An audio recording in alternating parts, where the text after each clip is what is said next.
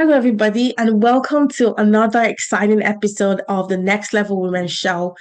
I'm super excited today because I have three amazing ladies, successful women, and they are going to inspire you with their story and how they've achieved success. And so, welcome to the show, ladies. Thank you. You're welcome. Okay, I'm gonna go around the room so you introduce yourself and tell us what you do. I'm gonna start with Kelli, then Amy, and then Sarah. Good morning. Good morning. I am Kelli Ware. I am an international speaker, author, and most recently the owner and founder of Mew Beauty. And Mew Beauty is MEW, which stands for Marion Elizabeth Ware, which is my late mother. I created the business to honor her legacy, and I'll get more into the story as it goes. But just on the surface, my mother and I did not have a healthy relationship, and this is my way of paying homage to her for the difficulties that she suffered in life, and it kind of puts me back in right standing, right? So, I have to honor my mother, and even though I didn't do a good job when she was living, I made sure that while I'm still living, I'll do a good job. And so that was the purpose of the business. And outside of that, I'm a mom to an amazing son who is about to graduate from the Louisiana State University. So got a lot of things going on, and I'm super proud. Oh my gosh. First of all, how did you have him when you were five? How do you have a child who's graduating? Listen, my What? beauty products work, okay? I love it. Okay, so your story is something that really, really touched my heart. We chatted on Instagram and you left me a voice note, and I could just feel the power in your voice wanting to leave a legacy. I was tearing up. Like, by the way, I'm known as someone who cries a lot. So very tiny things make me emotional. But like, I was so impressed and inspired by your story, and I cannot wait for us to dive in and for you to share that story with us. So I'm so grateful you're here. Let's go to Amy. Tell us your name and Hello. what you do. Thank you so much for having me. So my name is Amy. I am a physician assistant, a PA, and I've been one for 25 years. Um, After I went through my own healing journey, and got rid of my monthly PMS symptoms and felt so much better, I knew I had to teach this to other women. So I became a wellness coach about 3 years ago. And my focus right now is to teach women, especially moms, because I'm a mom of three teenage boys, so I'm busy. But to teach them that your PMS symptoms are not normal.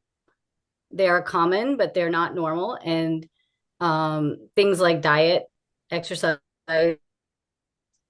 your stress levels, and the quality of sleep you're getting can all affect how bad your monthly symptoms are. So my mission right now is to help women live a PMS-free life. Wow. That's incredible. First of all, three teenage boys. Like, wow. Wow. Congratulations.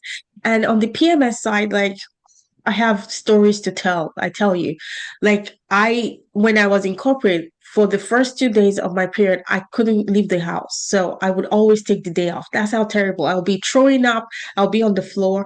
And yes, you're right. It's not normal, but it's common. So I'm really excited to delve into your expertise and how you help women. Thank you so much for being here. Hi, Sarah. Introduce yourself and tell us what you do. Hi, I'm Sarah, and I'm actually going to jump on the bandwagon because I'm also a boy mom, but mine is only 18 months old. Mine is a tiny little pumpkin, so I am a new mom and a full-time marketing consultant. So I do marketing strategy consulting. We do some done-for-you services for small business owners and solopreneurs, the people who like got in business to be in their zone of genius, only to realize like, oh, I now have to learn marketing. Like we help them kind of bridge that gap, right? And connect all the pieces and figure out messaging and where to show up and what to say and where to send people and all the things, marketing. And I'm also a part-time farmer. We have a little like tiny hobby farm and a ton of animals, and all of them are free range. Kid included. He's also free range. Oh my gosh, this is incredible. Isn't it just amazing how women can have kids have busy lives and still run amazing businesses. I am truly inspired by just the stories three of you have shared already. And to your point, Sarah, I'm a business coach, and people come to me and they say, I wish I could outsource my marketing. That's one thing that so many people struggle with. And I am just so excited to delve into your expertise and how you help people. And I know the audience listening today will take tangible action items from this session today. So thank you, three of you, for being here. Now, I want you to tell us about your entrepreneurship journey. How did you get to where you are today? And what would you say you would attribute to the success you've created in your business? I'm going to start with Kelli. Wow. So my journey has been a bit unconventional, but as I think about it, my life has been a bit unconventional. So I have always had a regular 9 to 5 job. I'm a military veteran. I served in the Navy for almost 10 years. And then after that, I served in various roles within the federal government, both the DoD and VA. So I've always had a regular full-time job, and then entrepreneurship was something that I kind of did on the side. Always had a side hustle, which is the model that my mother uh, showed or lived out before me. And my mother was a federal employee, just like I was, but my mom was also a hairdresser, just like I was, right? So I was literally following in her footsteps. And just in 2025, I chose to take the leap from full-time employment to full-time entrepreneur. And so it was a scary journey. If you ever want to know how big your faith is, become an entrepreneur, okay? So in the beginning of 2025, I decided to just take the leap and move from Washington, D.C., which has been home for me, all the way down to Houston, Texas, which is a very veteran-friendly area of the country. And it also, obviously, cost of living is less. So I was preparing myself mentally and also financially to be able to take this leap. I started this company again as to pay homage to my mother, and the journey has not been easy. I've been in research and development for the better part of 7 years. I have been perfecting each one of these formulations, and I have been the one to do the formula. Every product that is created, I have come up with the formulation. And I knew it was something I was supposed to do when I would wake up at 2 or 3 o'clock in the morning with an ingredient on my mind that I had to go research, that I had to go look up, I had to go find out what it was. How can I put this in? What do I need to do? How do I? And it was just something that it surprised me. You could not pay me to believe that I would be the owner of a beauty brand, y'all. Like that was not my original plan for my life. And so when it wouldn't leave me alone, I knew that this was something that I absolutely had to do. And so the journey has been bumpy. There have been, very many sleepless nights. Some of those sleepless nights were good. Some of those sleepless nights were not. But because I know that my products are amazing, every person that has used my products has said that it has healed some part of them. So if you suffer from eczema, the body butter that I have will clear up your skin. And I don't market it as a healing thing because the FDA says I cannot do that. But I love when people try it and then they become hooked because of the results that they get. And my products don't take 30, 45 days. You're going to see results in under 2 weeks. And so that's been my journey, and I'm excited. I'm happy to be here. I love the entrepreneur life. I used to be hooked on every 2 weeks I get a paycheck. Now it's every day I get a deposit. So I'm excited. I love what I'm doing, and I can see myself doing this for the better part of the rest of my life. Oh my gosh, congratulations. And I am definitely going to try your product. And we're going to talk about the products. You're going to give us the links. We're going to put them in the show notes.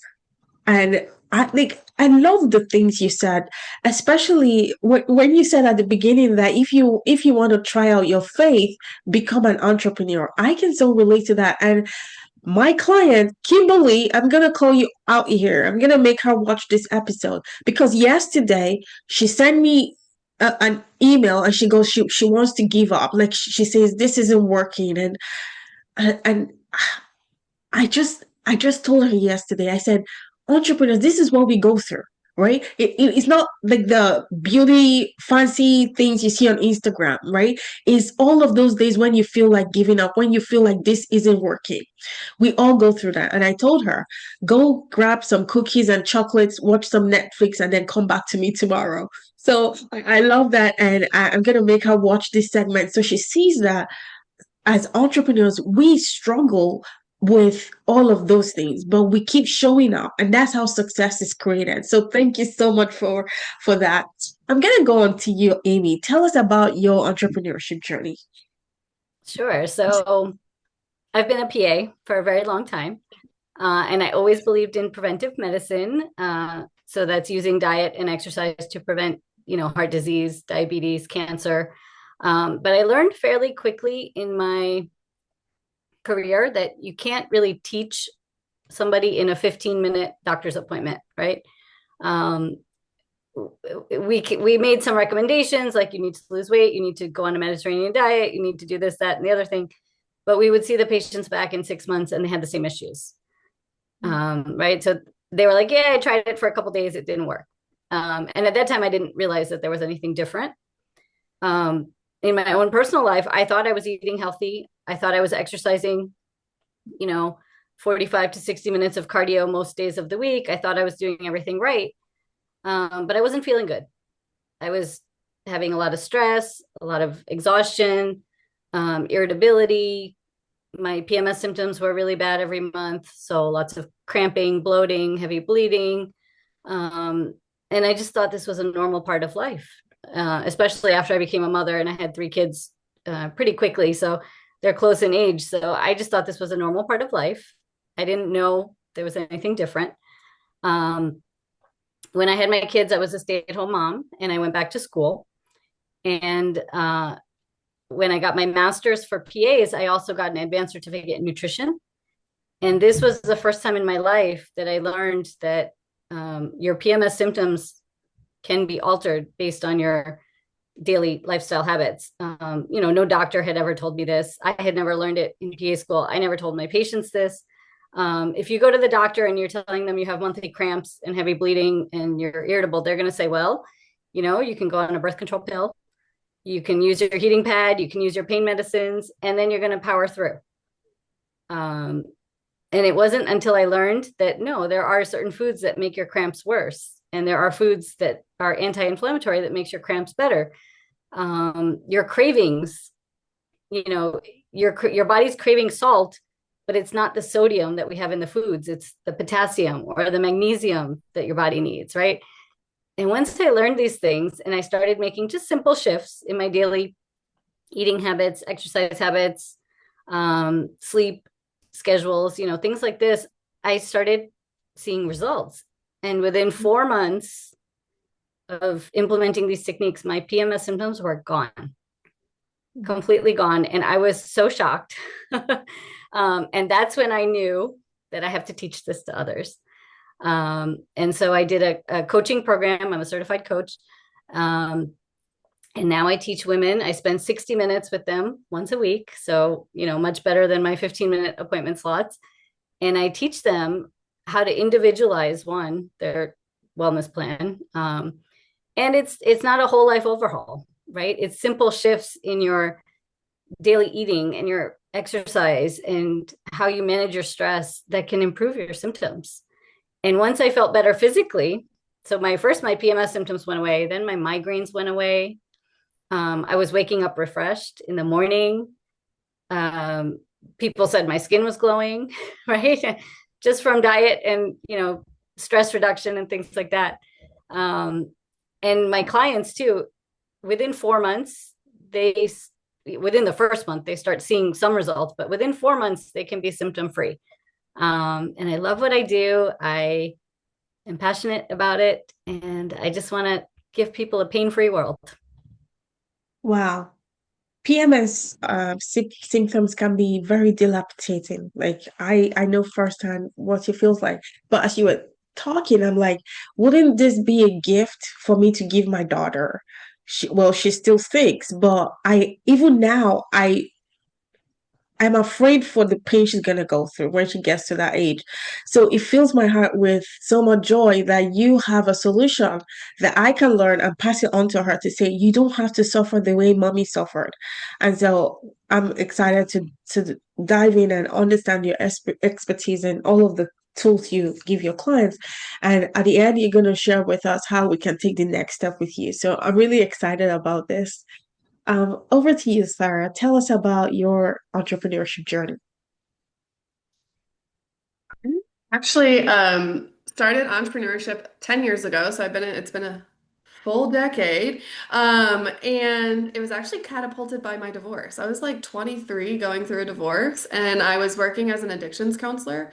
So I was running a drug and alcohol education program for the entire state of Kansas.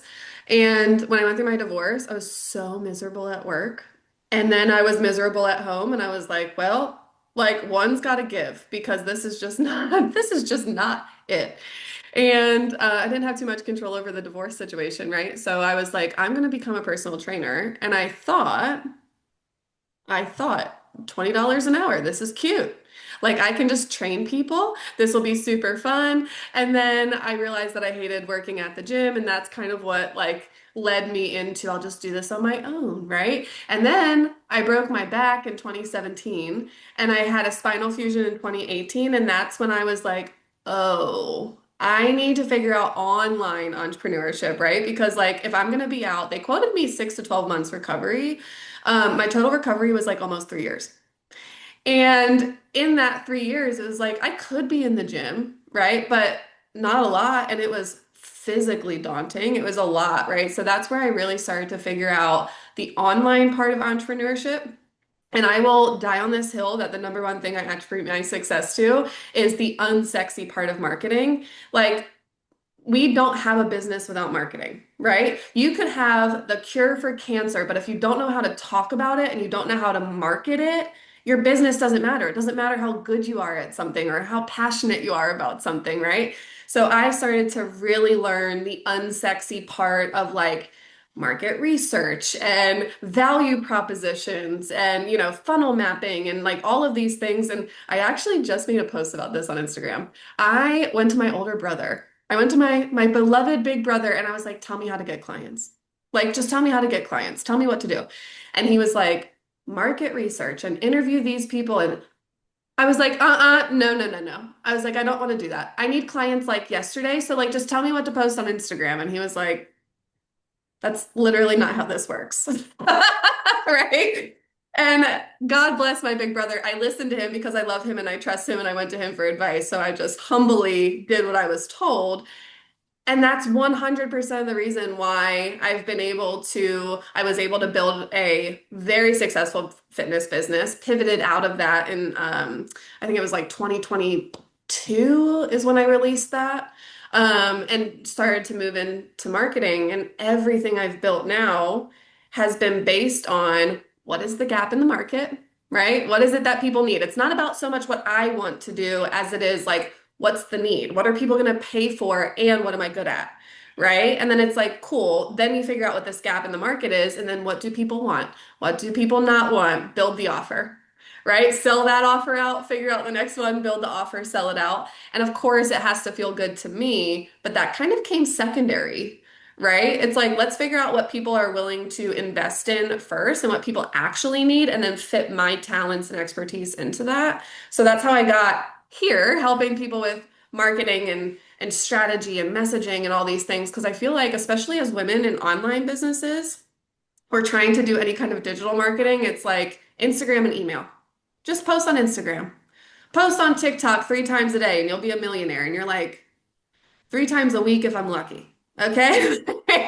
And it's like there's this kind of like this false sense of like it's like a false dichotomy, right? It's like, oh, Instagram or TikTok, pick one. And it's like, there's like 50 other ways to market your business, and you figure out where you're going to market based on your audience, not based on some millionaire that built their business on Instagram. Wow, I love that so much. And I love how you said if you don't do marketing, you don't have a business. And that is so true. So I want you to tell us, like, tell us how you would recommend people market themselves. So someone comes to you and they're like, "Oh my gosh, I'm an introvert. I don't like Instagram. I don't like TikTok. How can I grow my business?" I put like marketing into two buckets, right? So you have your visibility and awareness platforms, and you have like your nurture and conversion platforms, and we have to treat them very differently, right? And we can't treat a nurture platform like a visibility platform. So, prime example is Instagram. For most of us, we're not going to find this huge pool of new people on Instagram, but Instagram is really good for nurturing the people who already know who you are. Right. So it's like, where do you get visible to new people? If you hate Instagram and your people aren't there, then find something else, right? It's like, where do we get visible to new people and how do we nurture and position ourselves as the expert and like remind people about the product and like, how do we just stay in front of these people once they discover us? So we need to have both of those.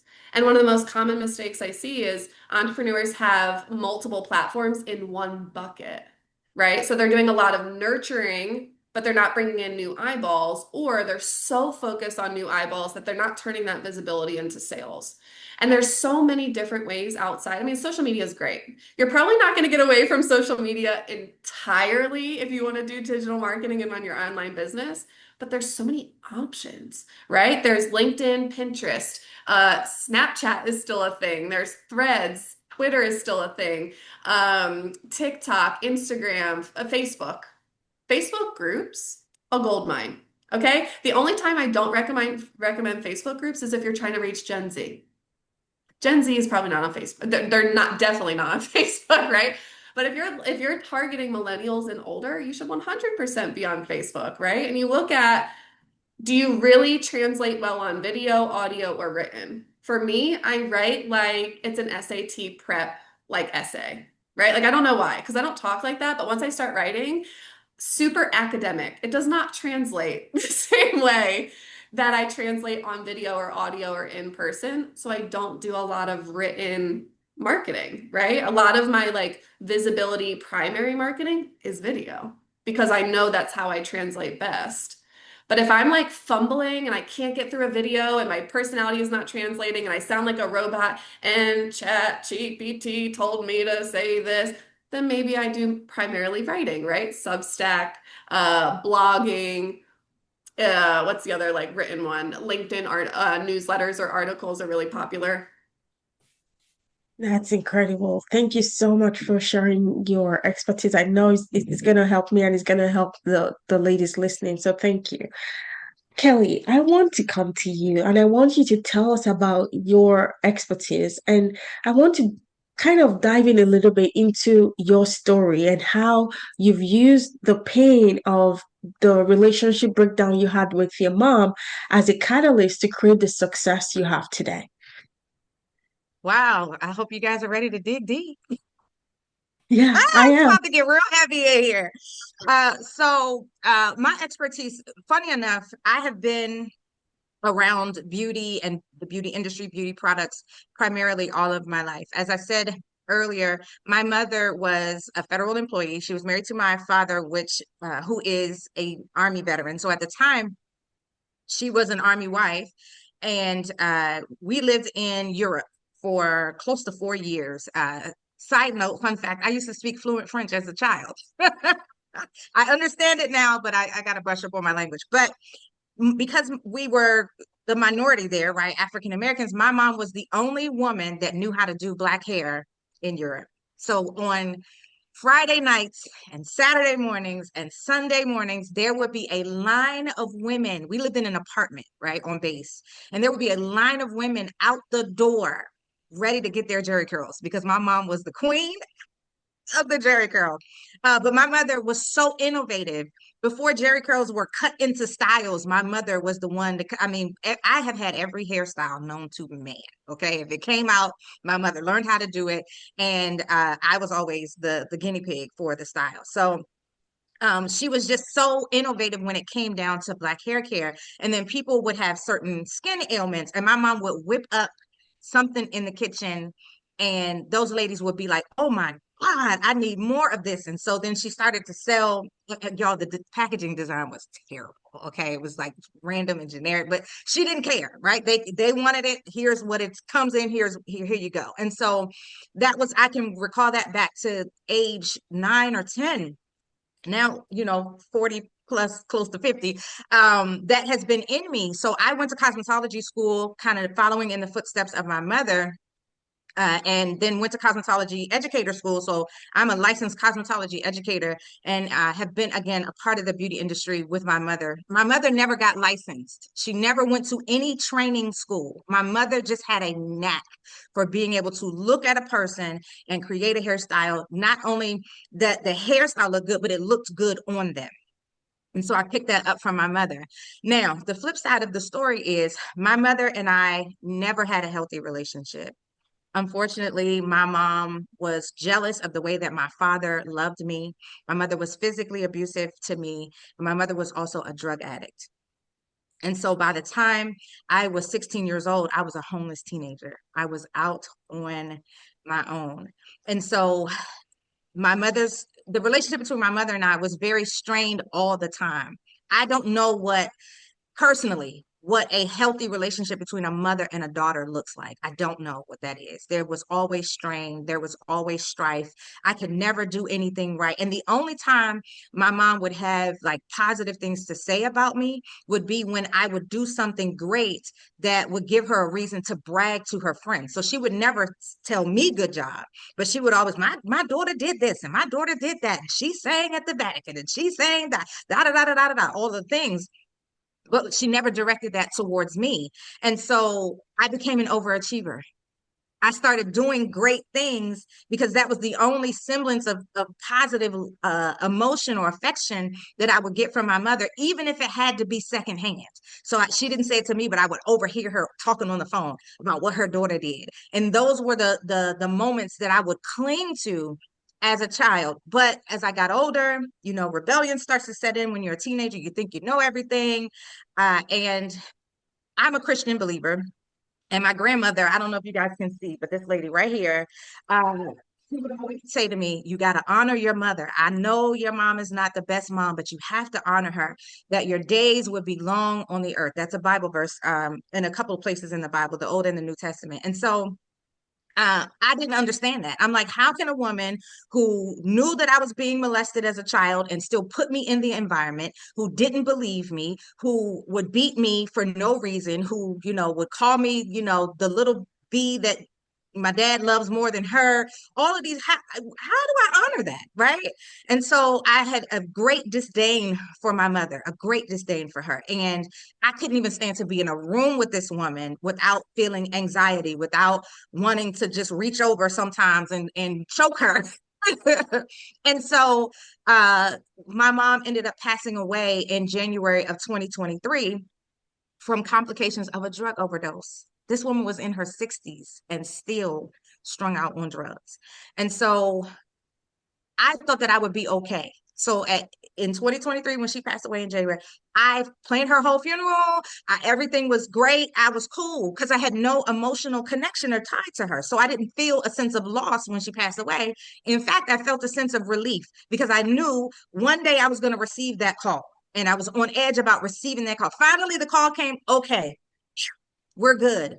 Well, the day after her funeral, I woke up that morning paralyzed with grief, and it felt like a train had hit me in my chest. I could not move, and all I could do was scream and cry. And all of these conflicting emotions came because, again, it wasn't because she was gone. I felt robbed. Like, you took my childhood away from me. I didn't have the privilege of understanding what a mother-daughter relationship was. I went through so many different points of adversity in my life and challenges in my life because of what I never received from you. I had to learn how to be a woman on my own and like all of these different things. I was so angry. And then I was like, I felt vindicated. I was like, good, it serves you right. You don't deserve to live. And then I felt bad for feeling that way because that's not who I am. Right. And so it was this like perfect storm of emotions that I went through and I suffered through, y'all, for several months. And it got to the point where I did not want to live anymore. I didn't. Just 3 years ago, I was suicidal. And I had to figure out a way to come through this because my grief was anything but traditional. I didn't have that traditional grief experience and I didn't know what to do with this. And I had never heard of this kind of grief, never heard of that. And so, shameful plug, I wrote a book, and the book is called Unconventional Grief: Grieving the Loss of a Less Than Perfect Parent. And that was my way of kind of pouring the emotions out. But then I felt empowered to help other people. How many other people have parents that are addicted or abusive or absent, right? That they have these strained relationships with. They don't know what to do with the emotions when they pass away. And so I wrote down all of the things that I experienced and I empowered people to grieve in a way that supports you. Grief does not come in this pretty package, and you don't have to grieve the way other people deem acceptable. My grief was not palatable to a lot of people. People would say, "Oh, I'm sorry for your loss." And I would be like, "I'm not." Right? How do you say that? And then, of course, talking about your mom. Oh, please don't talk about mama. You can't say anything bad about mom, right? And I'm a mom. So I would never want my son to say things about me that I said about my mother. But I also had to be honest with how I felt. I had to be authentic in my grieving experience. And that was one of the things that helped to set me free. Now, because I am a believer, I have a very close, intimate relationship with God. And he was showing me that just because you didn't honor your mother when she was alive, honor only expires with me, with you. So you can still honor your mother. And so I had always made my own little creams and my own skincare and things like that. And that's when I got the inspiration from God to start this company. And my mother soiled her name. She ruined once she became dysfunctionally addicted to drugs, she ruined relationships. She was stealing from people. She was abusing, connections that she had made in the past. And she had gone from this woman of wisdom and this great, admirable woman to this woman of disrespect and dishonor. And so I just took it upon me. I felt extremely pulled and led to create this company so that her name would be great. And so, out of the ashes of tragedy, right, triumph and beauty arise. And so I take it as an honor and a privilege to be able to do this. And it is a redemptive work. I am redeeming myself for the lack of honor that I had for my mother, because while she may not have been great as a mom, that woman chose not to abort me. Because if she would have did what she wanted to do, I would not be here. And while I didn't have what I needed with her, I didn't have this terrible life. I still had the love of my father and the love of my family. And everywhere my mother fell short, God always sent somebody to fill in the gap. So I didn't have this loss that I really thought that I had. I had to change my perspective about it. And so New Beauty has many products. We have 6 SKUs right now. I have another 7 in research and development that I'm about to launch later on this year. But the products work. I am not wearing any makeup today other than a red lip. Other than that, there is no makeup. And I intentionally do interviews with no makeup on to show people that I am a product of the product. And I would never sell you anything that I do not use myself. And so I am proud of the work that I've done. And again, this work is more than just a beauty brand, because the beauty industry, if we're going to be real, is saturated. There are a bazillion beauty brands, but I believe that my story and my products are what set me apart from everybody else. And I'm just excited and I love what I do. So thank you for that. That was a great question and didn't mean to take y'all down through there, but now you can Yeah. see why I'm so passionate about my company. Yeah, now I can see why you're so passionate, and it's such a powerful story. I can imagine your mom being so proud of you right now. She's watching from heaven, and she's like telling God how I wish I can just hug her and tell her I didn't mean to hurt her. Like all of the things she did, it was from her own experience, right?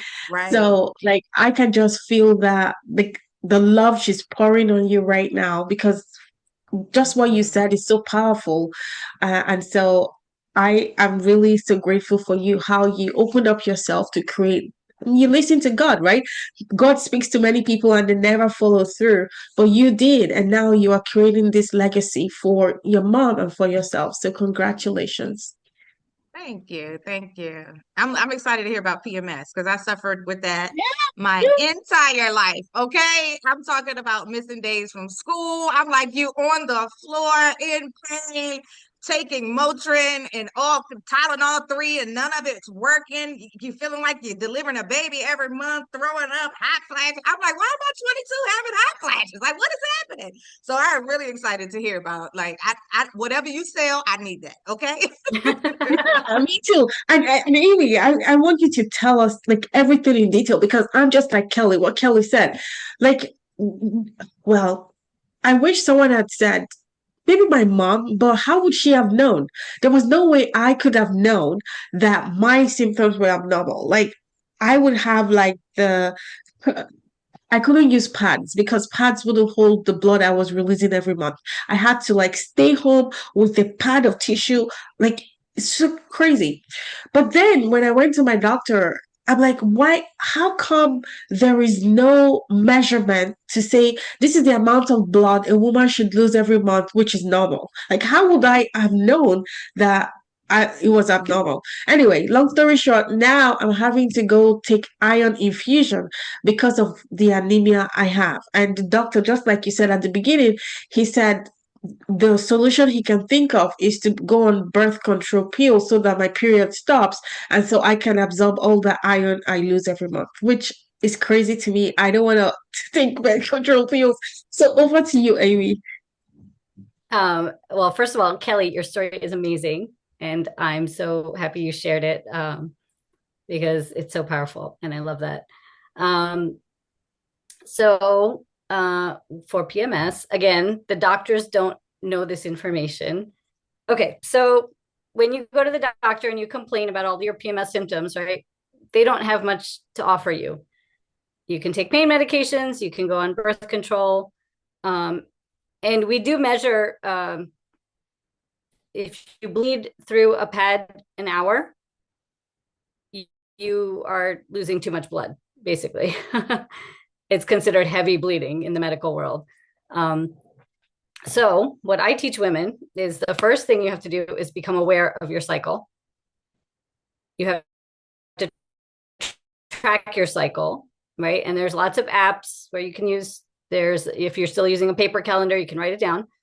You want to be bleeding every month. So every 28 to 32 days is normal bleeding. And your heavy bleeding should only be about 2 days.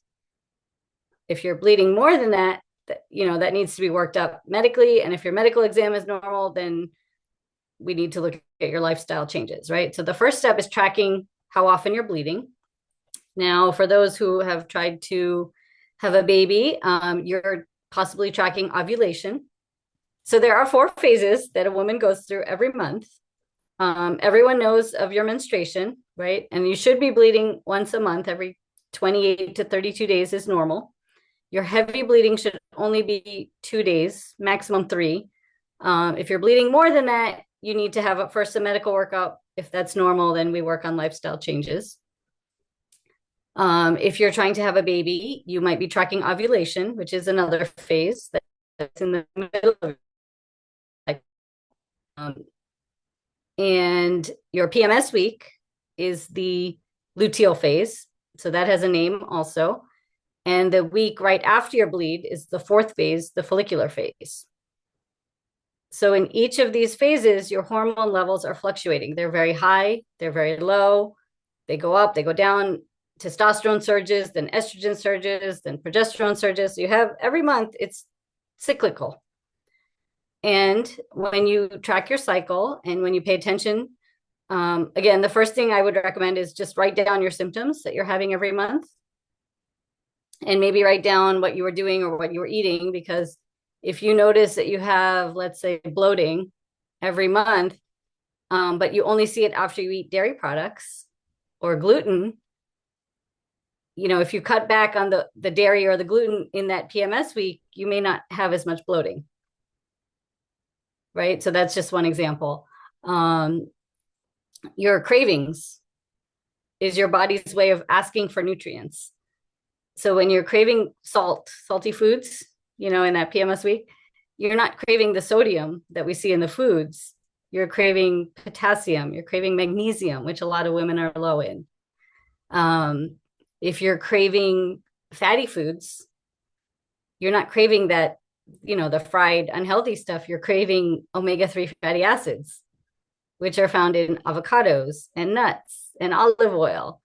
And once you start to learn these things and start, eating according to what you're craving, but giving your body the healthy nutrients that it needs, your symptoms start to go away. And it also works in business. I know your audience is entrepreneurs, right? So you guys tell me, there are certain weeks where you feel more outgoing and more confident. There are other weeks where you're very creative and all these new ideas are coming to you. And there are other weeks where you're like, oh, gosh, I don't want to do this today. And if you follow this cyclical living, each week has a strength. So, in your follicular phase, you're more creative. Your new ideas are coming up.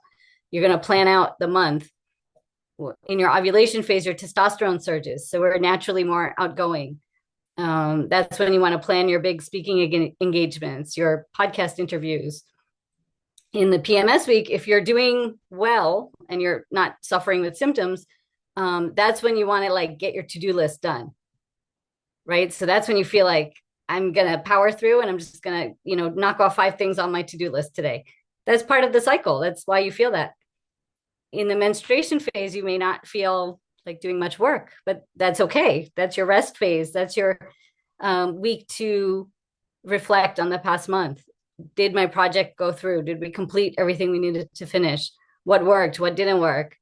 That might not be the week to plan a big speaking engagement, right? It might not be the week to line up 4 podcast interviews in one day. So if you become aware of this, and again, you can read books on it. If you go on Pinterest, you can get all kinds of visual graphs that will show you foods to eat and exercises to do and how to plan your workflow. There's lots of visual aids out there. There's books you can read. There's lots of coaches like me available. But working with a coach, the benefit is if you don't want to take all that time, I had to read and research, and it took me a few years to learn all this.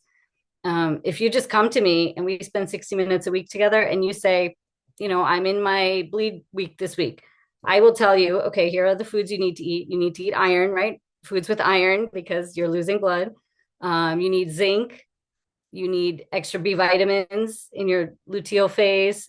And so I just give you a list of here, these are the things you should be doing. It's also very seasonal. So if you think of the 4 seasons, right? Your menstruation is like winter. You want to dress warm. You want to eat warm foods, soups, stews, hot teas. A salad may not taste so great that week because your body doesn't want cold food, right? So after that comes spring, which is your follicular phase, which is your new ideas, your new beginnings. Ovulation is considered summer. So that's your peak energy. Your body feels hot. So you want cooling foods. You want raw fruits and vegetables. You want salads. You want smoothies. And then the luteal phase is autumn, where you're kind of doing the harvest, as they say, right, in the autumn. So you're getting things done. You're preparing for the winter. So it's very seasonal, very cyclical. And if you learn to see the changes in your body and work with them, you're working with your hormones, not against them. And you can feel so much better. You could be more productive at work. Your relationships can improve. I'll just tell you a funny story. My kids used to call me Monster Mom because I was very irritable and yelling at them often, and my husband too. And after I started living, in this cyclical way and eating and exercising right, one day my son said to me, "Mom, you don't yell as often as you used to." So even he noticed a change in my behavior, the way I was being present with him. I've been doing this about 5 years now, going on 6 years, and it's evolving. It grows with me. It's given me more energy. It's given me my passion back. And I love to see my clients have the same results. So yes, a life without PMS is possible. You are definitely glowing, my friend. You are glowing. And I have a friend who is a coach. Her name is Dana. She's out in Europe, Slovakia. And she makes these magnets for the fridge where moms tell their husbands and their kids exactly what cycle they're in. So everybody in the house knows. I find it so hilarious. Like she sent it all the way from Europe to Canada where I am. And like I can so relate to exactly what you said, but it's so fascinating how did you know doctors do not learn about menopause and perimenopause is an optional elective course for doctors for the entire year. Like when I heard this, I'm like, what? And I feel like women, our health is suffering as a result. So the work you do is so powerful and so needed. Thank you so much for sharing that. I am definitely going to find you on Instagram and start following you to incorporate all of the things you're sharing here today. Thank you. So, Sarah, I'm going to come to you on this round. I want you guys to tell us how you make sales in your business. How did you evolve your business to the place where you're constantly growing your sales? The reason why this is so important, I want my audience to hear from actual women building businesses so that they can learn and see what's working right now. So, over to you, Sarah. The primary way that we're making sales right now is having like different buckets, right? So we have monthly recurring revenue, we have one-time projects, we have different ways to bring in like low ticket and high ticket, right? Something we're going to start implementing this quarter. I had to like think of the day. What day is it? Yeah, like this quarter and like early quarter two. We're implementing ads for like the real low ticket intro offers. And having people coming into the funnel through a paid offer. But we make sales primarily from retention. We have really great retention. My primary offer, my signature group offer for solopreneurs right now has like a 91% retention rate. So that's a really big piece of it. And I always say, like, the people you have in your world already, your clients, are going to be your easiest sale, right? Like, asking them how they feel, what do they need? Do they need to make changes? Do they want to stay here? Do they want to, move around? Do they need more? Do they want to upsell? Or do they want to go into like a maintenance type of thing? That retention is always the easiest sale, right? And then we focus on making sure that we're bringing in new, like bigger projects or one-off projects, and that could be a one-off project could be 6 months, right? But we do have those bigger projects that we try to bring in on a regular cadence as well, since those are a little bit higher ticket. I think that is highly valuable. The fact that you're able to bring people at the top of your funnel with a paid offer, because the way I have always thought this works is you give a free lead magnet to get them into your world and then you upsell them on the back end. So it's incredible how your top of funnel is actually people buying your low ticket offer. Yeah, I'm like, I still have freebies, right? Like I still consult on freebies. Free like list builders are always going to be valuable to a business.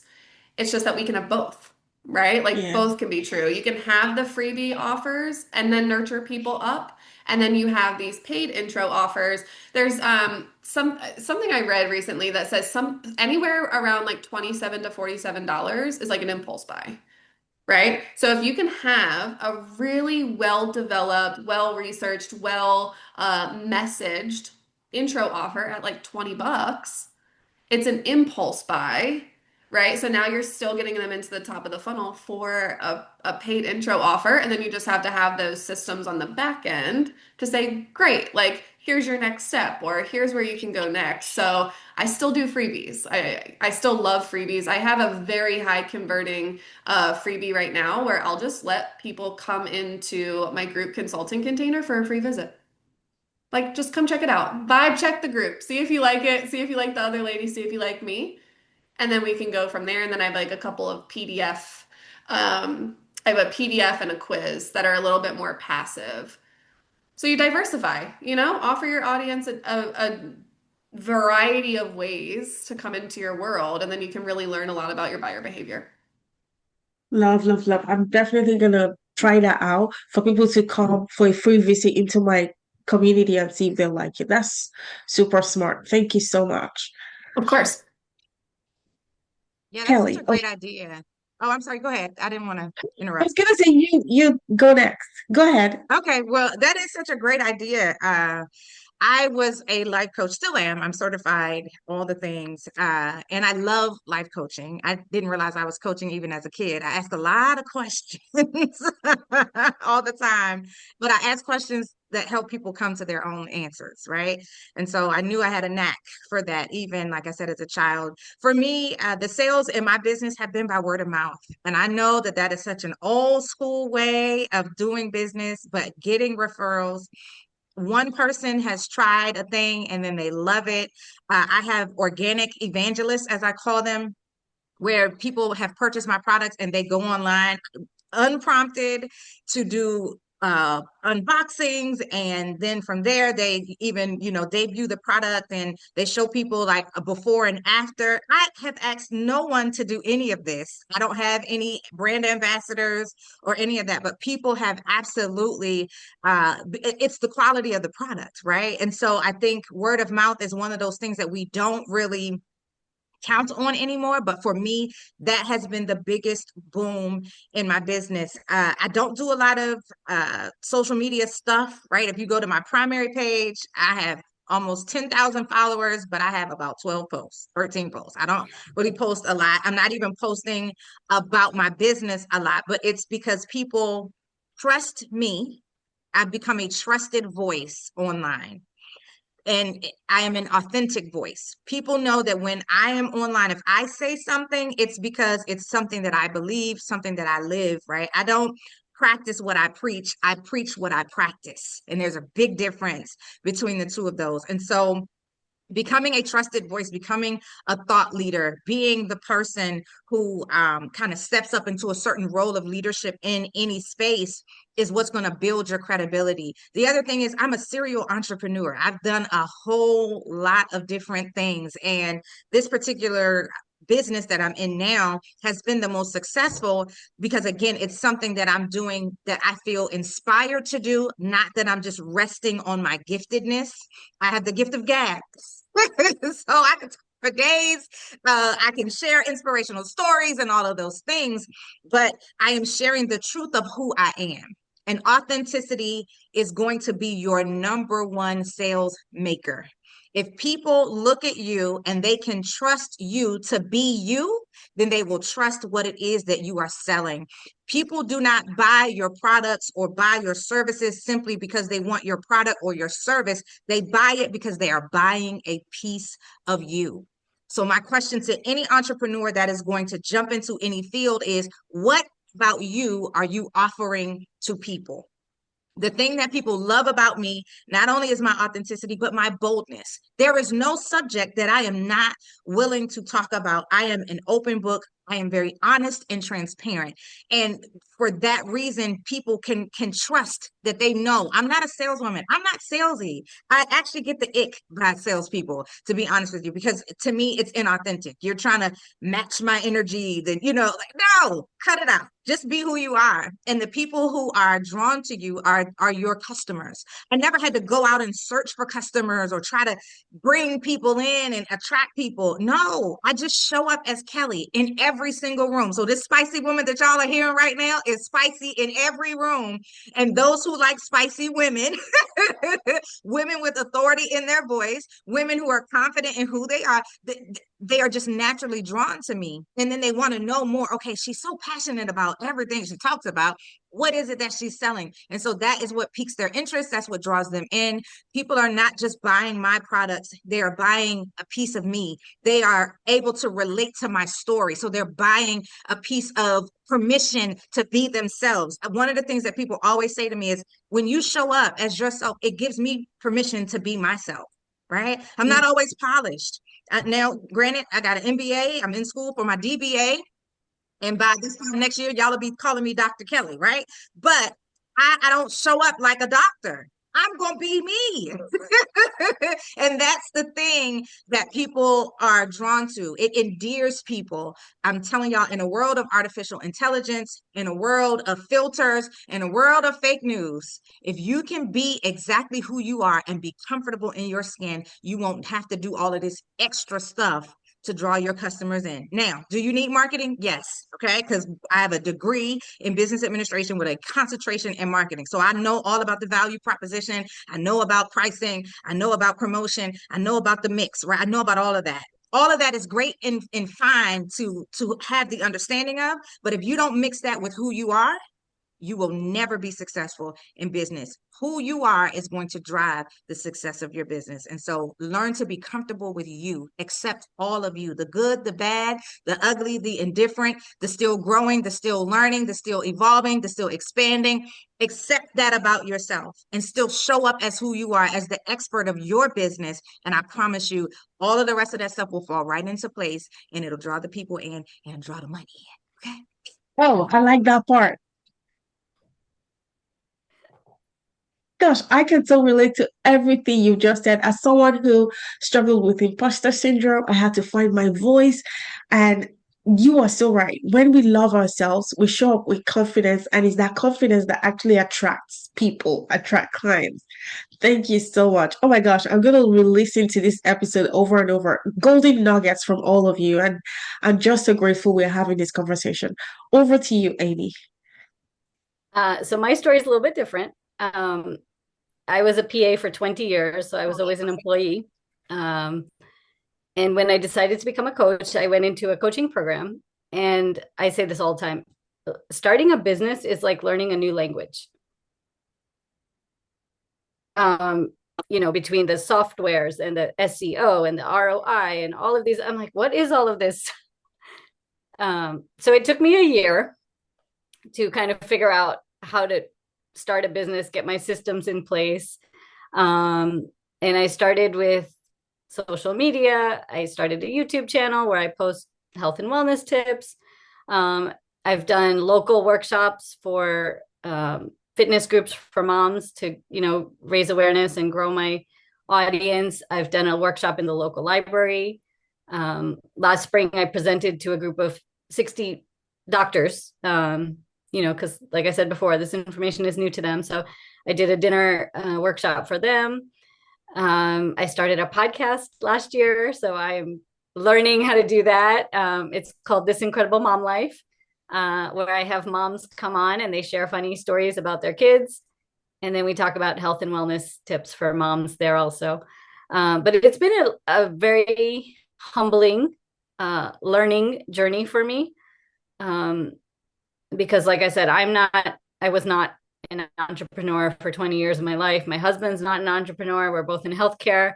So it was a very new process, and just to figure out everything and like, what is an email list? Like, I don't even know what a lead magnet is. Like, so it took me several months to get all of that and learn all of that. And it took me about a year. My first few clients I did for free, just again, because I was learning.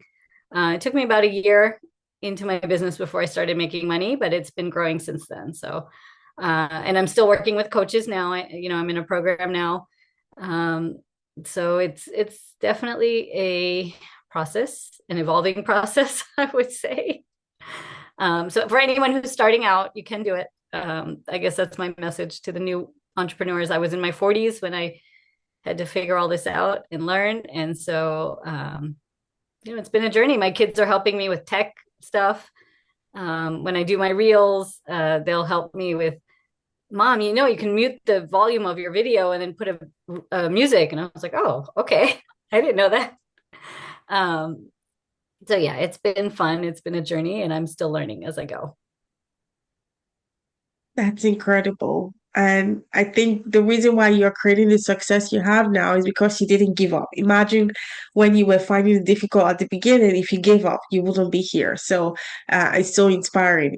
Okay, we're going to wrap up now. But before we go, tell us, someone is listening right now, they're interested to work with you.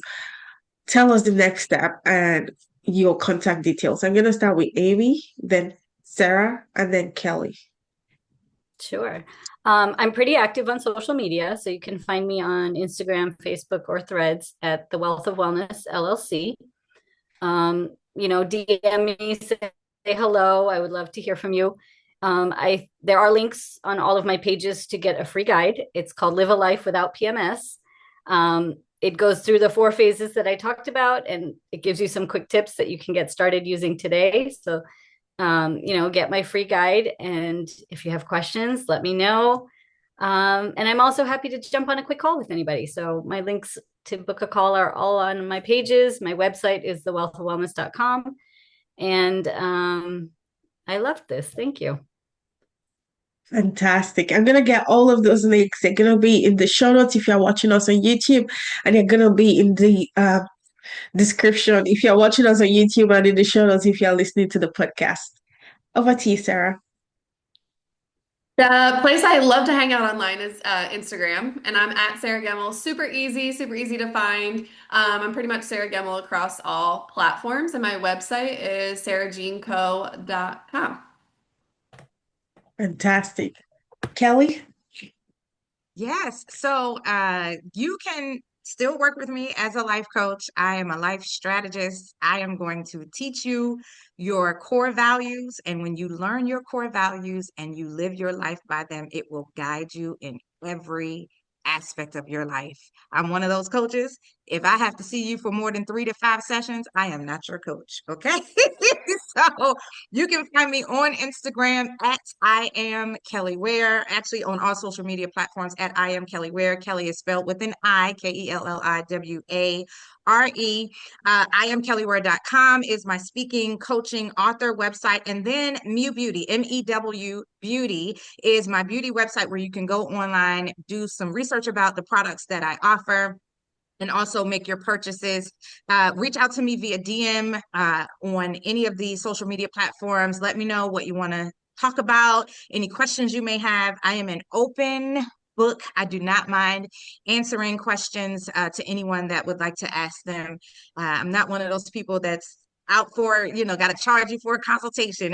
Yes, you can pick my brain for a little while, right? I do have boundaries, okay? But I don't mind answering any questions that you may have about how I powered through my grief experience, any life strategies that you need, any business information that you need. If you want to learn how to be authentic, because a lot of people don't, they live under a mask. If you want to learn that, I can absolutely teach you how to do that. So just reach out to me and I would love to hear from you. Thank you. Amazing. And your book, can we get it on Amazon? Do we have the link? Okay. Yes, so you can get my book on Amazon. I'll make sure that I send you everything in a separate email just so you have it like fresh on top of your inbox. So, yep. Yeah. Oh my gosh. So incredible. I am so blessed to have just shared space with 3 of you amazing ladies. I know that this conversation will bless so many people. Thank you all so much for being part of the show.